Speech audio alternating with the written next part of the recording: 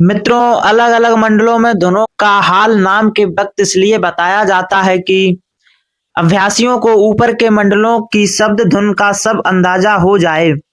सच तो यह है कि उन मंडलों की धुन की तुलना करने के लिए इस जड़ दुनिया में कुछ भी नहीं है।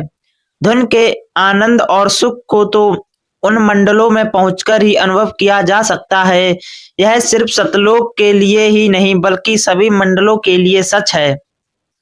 शब्द धुन या नाम सतलोक से निकलता है, जहां से सृष्टि की रचना शुरू होती है। सतलोक के ऊपरी मंडलों में भी धुन है, पर वह धुन इतनी सूक्ष्म और बारीक है कि सतलोक पहुंचे बिना हम उसे समझ नहीं सकते। आपसे जिस सूची पत्र का जिक्र किया है वह पूरा नहीं है। उसमें परम संतों और उनके शिष्यों के नाम हैं जो आगे चलकर गुरु बने। यह कोई जरूरी नहीं है कि सारी दुनिया में या देश भर में एक ही गुरु हो। एक ही वक्त में अलग अलग देशों में और कभी कभी एक ही देश में एक से ज्यादा गुरु हुए हैं। गुरु नानक और कबीर एक ही वक्त में हुए थे, और इसी तरह दादू साहिब और गुरु अर्जुन देव जी भी। लेकिन हर वक्त में और हर एक देश में इन संतों का उपदेश एक ही होता है। जिन्हें गुरु से दीक्षा मिलनी है उनकी दीक्षा का समय निश्चित रहता है। संत मत की हिंदी किताबों में मौत के बाद उस जड़ दुनिया से सूक्ष्म दुनिया में जाने के रास्तों का खोलकर बयान किया गया है।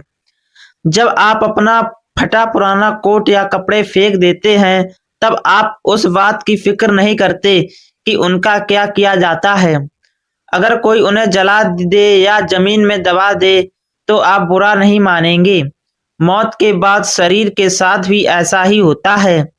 मिट्टी में दफनाने के बदले जलाने में कम स्थान की जरूरत होती है।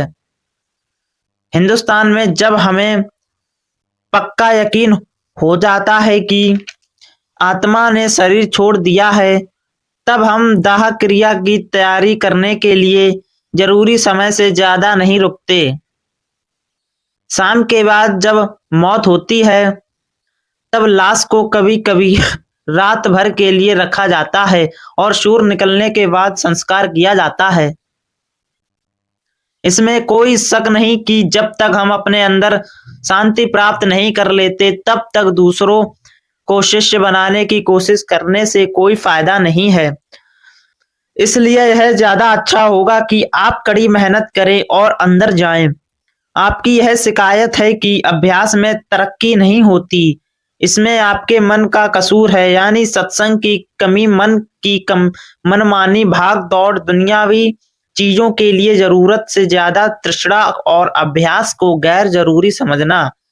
जब सिमरन के जरिए गहरी एकाग्रता हो जाती है, तब आत्मा शरीर को छोड़ना शुरू कर देती है और शरीर शून्य होना शुरू हो जाता है, क्योंकि आत्मा शरीर के 9 दरवाजों को छोड़कर ऊपर चली जाती है।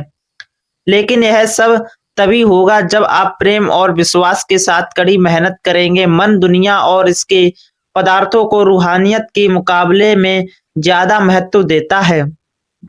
आपका मन फैला हुआ है सांसारिक ज्ञान मन को। पहाड़ी इलाकों के लोग ऐसे ही हैं, और कई बार ऐसा हुआ है कि इनमें से कुछ रूहें नाम का भेद बताते ही ऊपर चली गईं। इसलिए इस मार्ग में मन की सादगी, विश्वास और प्रेम की जरूरत है। घंटे की आवाज आपके अंदर दिन रात हो रही है।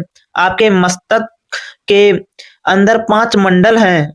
हर एक मंडल में उनकी अपनी अलग अलग धुन कर वक्त गूंज रही है। इंसान सोता है, लेकिन यह शब्द नहीं सोता। मौत के वक्त ही यह बंद होगा। आप अंदर नहीं जाते, इसलिए इस शब्द का फायदा नहीं उठा पाते। विश्वास की कमी होने से अंदर जाना मुश्किल हो जाता है, और विश्वास भी तभी जाता है जब इंसान अपने अंदर कुछ देखता है। आपका मन अभी तक स्थिर नहीं हुआ है, और आप न पूरा वक्त अभ्यास के लिए दे रहे हैं और न ठीक तरह से इसके लिए मेहनत कर रहे हैं। आपका यह ख्याल ठीक नहीं है कि आप अभी रूहानी तरक्की के लिए तैयार नहीं हैं। आपके मन में चाह है, पर आप कड़ी मेहनत नहीं करते। मैं आपके प्रेम की कद्र करता हूं, पर आप इस रास्ते पर चलते नहीं हैं। अभी तक आपका मन दुनियावी भोगों से उदासीन नहीं हुआ है। और आपने संत मत के क ख ग का भी अभ्यास नहीं किया है। आप पर 5 विकारों की हुकूमत है और आप अपनी सारी शिक्षा के बावजूद भी अंदर नहीं जा पाते हैं, जबकि गांव की स्त्रियां और बच्चे अंदर चले जाते हैं। के बारे में आपने जो कुछ कहा है कि बिल्कुल सही है। यदि कोई रोगी डॉक्टर से दवा लेता है पर उसका इस्तेमाल नहीं करता तो उसके ठीक ना होने के लिए वह खुद ही कसूरवार है। आप अपनी ही चिट्ठी को ध्यान से पढ़िए, इसमें आपकी रूहानी तरक्की में ढिलाई की वजह दी हुई है। मुझे यह जानकर खुशी हुई है कि आप अंदर जाने के लिए उत्सुक हैं। जिंदगी का यही एकमात्र उद्देश्य है, क्योंकि दुनिया की कोई भी चीज मौत के समय हमारे साथ नहीं जाती। सिर्फ गुरु और नाम की कमाई ही हमारे साथ जाती है। इसमें कोई शक नहीं है कि जिस्मानी कसरत के जरिए आपने काम करने की अपनी जिस्मानी ताकत बढ़ा ली है, पर इसमें और रूहानी कसरत में फर्क है, जो कि आत्मा को अंदर ले जाती है और रूहानी ताकत को बढ़ाती है। दुनियावी काम में आपने जितना वक्त लगाया है उसका 1/4 भी अगर आप रूहानी काम में लगाते तो गुरु की दया से आपको अंदर जाने में सफलता मिल गई होती। तो मित्रों, वीडियो अच्छी लगी वीडियो को लाइक एंड चैनल को सब्सक्राइब करना, क्योंकि ऐसी वीडियो हमारे चैनल पर देखने को मिलेंगी।